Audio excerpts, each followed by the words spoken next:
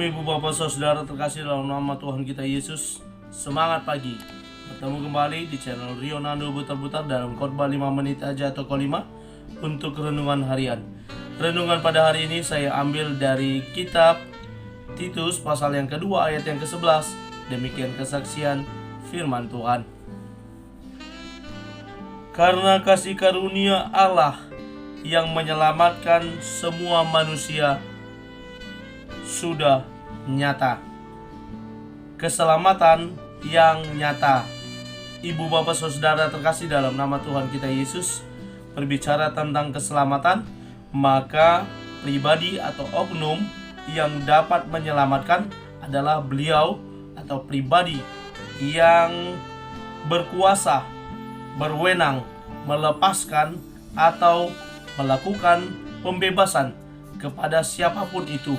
Termasuk juga sebaliknya, dia berkuasa dan berwenang untuk melakukan penghukuman.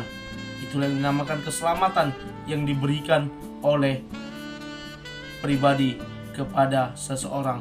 Dan berbicara keselamatan, maka karya Allah adalah nyata dalam hidup kita melalui memberikan anaknya Yesus Kristus untuk menjadi tebusan, untuk menjadi keselamatan bagi setiap orang yang percaya. Ibu bapak saudara terkasih, dalam nats ini jelas bagaimana Rasul Paulus berbicara kepada Titus, di mana Titus melayani di sebuah jemaat dan memberikan motivasi kepada dia bagaimana kewajiban orang tua, pemuda dan hamba. Dan lalu dia berbicara lagi tentang kasih karunia Allah yang menyelamatkan semua manusia. Berbicara tentang kasih karunia, maka kasih Allah dinyatakan di dalam diri seseorang. Kasih Allah adalah bagian dari anugerah penyelamatan yang dilakukan kepada manusia.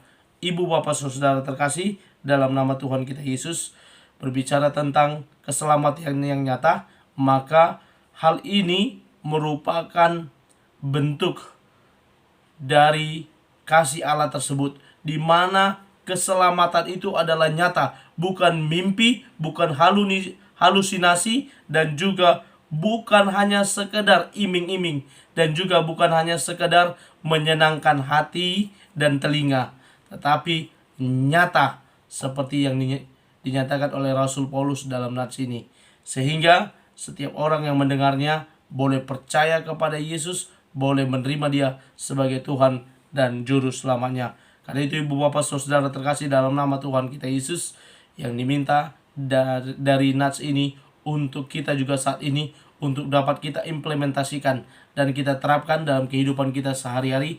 Bagaimana kita sebagai orang Kristen, sebagai orang-orang percaya, untuk kita juga boleh merasakan keselamatan yang nyata dalam hidup kita. Kita tidak lagi ragu dan berkata apakah saya sudah diselamatkan atau tidak, tapi kita boleh memantapkan diri kita, percaya dan yakin bahwa keselamatan yang nyata sudah dikerjakan Allah di dalam Yesus kepada kita. Ketika kita percaya, kita boleh menerima kuasa keselamatan yang daripada Allah. Dari nats ini diminta kepada kita untuk dapat kita terapkan bagaimana kita merasakan sebagai anak-anak Tuhan, kita juga boleh jadi berkat bagi orang lain. Karena kita sudah diselamatkan, maka kita juga boleh jadi berkat dari keselamatan yang sudah kita terima. Dan apa yang bisa kita terapkan? Yang pertama bisa kita terapkan adalah sebagai orang-orang yang telah merasakan keselamatan daripada Tuhan adalah kita boleh meninggalkan dosa dan keinginan daging. Sebagai orang-orang yang telah ditebus, orang-orang yang telah diselamatkan, maka kita boleh meninggalkan dosa. Pelan-pelan kita tinggalkan dosa, kita tanggalkan keinginan-keinginan daging. Lalu yang kedua, kita membangun hidup yang baru di dalam Tuhan.